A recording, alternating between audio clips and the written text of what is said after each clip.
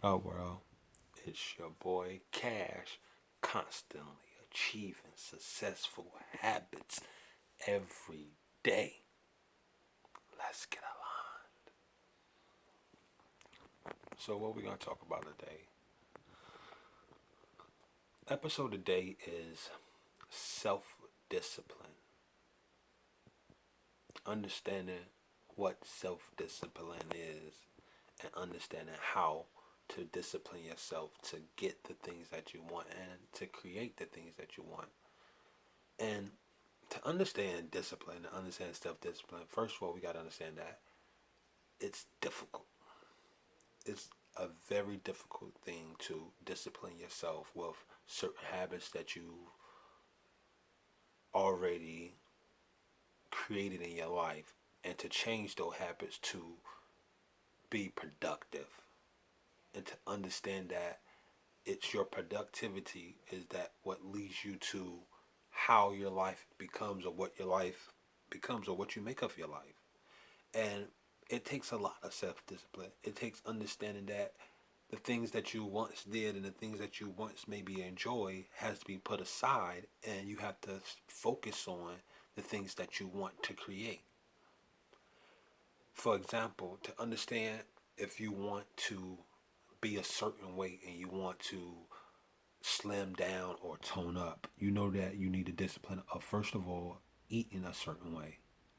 Eating a certain way, understanding that eating a certain time or eating a certain type of food will help you get to that goal. And also understanding working out will help you get that goal. It could be cardio, it could be lifting weights, different types of techniques that can help you progress yourself to where you want to be or what your ideal weight is. But it takes self discipline. It takes staying focused on the road ahead and knowing and having the vision that you will get there. And like I said, it's a difficult road. I've been down that road before. So I understand. I'm not just saying this because just to say it. I'm saying this because I have had to discipline myself on understanding what ideal weight I want to be or where I wanted to be in life and what I wanted to create. So I had to give up a lot of different things that maybe I once enjoyed and I still do enjoy. However, I don't indulge in them as often as I used to. And when we start disciplining ourselves on certain things, we start realizing that we're able to focus on what we're trying to create.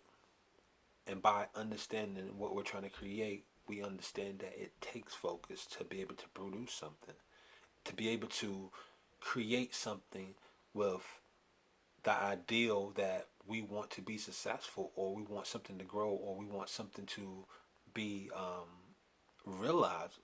We have to understand that it takes time and effort. And that time and effort sometimes the time and effort sometimes is a process. And that process takes time. It's not something that you just jump into.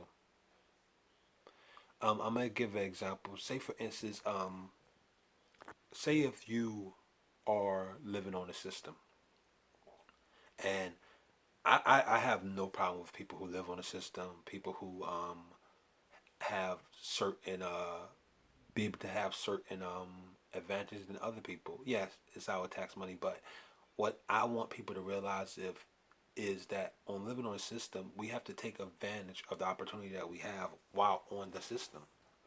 For instance, if you're living in public houses and you're paying, say, maybe 200, 300, $400 in rent, and you know that the value of that property or that place is much higher, maybe double. Say if you're paying 200, you know that property is probably maybe 800 in certain areas.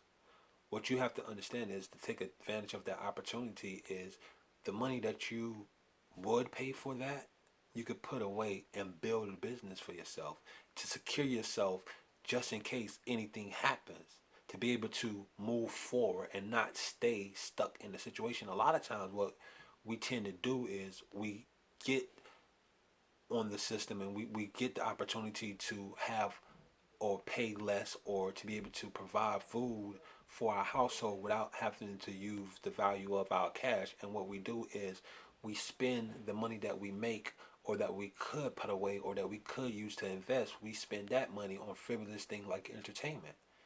And I'm not saying nothing wrong with entertainment and doing things that you like to do, but there comes a balance, and that's where self discipline comes in. Understanding that when you have an opportunity to take advantage of the system and to be able to live below your means of what you make and what you have to pay, you understand that you're able to invest in yourself and take that opportunity to be able to do the things that you could do to advance yourself and not just enjoy and live in the system and just be okay to be in the situation that you're in. And trust me, if I had the opportunity to be able to pay a certain amount in rent, I would definitely take advantage of it. But we have to understand that it takes discipline to take advantage of it. It takes not caring or not wanting to do what everybody else is doing, not being persuaded or being pushed to do the things that everybody else is doing, like going out and buying the new Jordans or buying an expensive car when you know that that money that you could be using or that the money that you're using to buy or pay for that car note or those expensive shoes could be placed inside of an investment that can grow your funds from like mutual funds to putting it in stocks, into bonds, into what now is cryptocurrency. You can invest in that. There's different avenues that you can do, putting it into property, putting it in putting it into REITs and understanding that real estate and having your money in real estate helps it grow. But we have to take advantage and we have to discipline ourselves in these areas because when we discipline ourselves in these areas, we're able to take advantage of the opportunities that are presented to us. And when you be able to take the advantage of those opportunities, you're able to live the life that's congruent with how you imagine your life to be. And you'll be able to provide the life that you want for your family and for yourself and be able to help other people and give back to the community. But we have to discipline ourselves. We have to understand that self-discipline is the number one discipline that we have to do. And understanding self-discipline is understanding and creating a life that doesn't have to look good. Because a lot of times what we do is we look good, but we're not doing good. We're not doing better, but we look better. Our outside appearance is flawless. We look fresh. But on the inside, we're struggling with how can we get further? Or how can we do something else? We laugh it off. We alone and we cry about it. Instead of figuring out a solution of what can I do to provide or what can I do to or what can I learn? Who can I learn from? What can I read? What things I can use to advance myself to be further than what I am.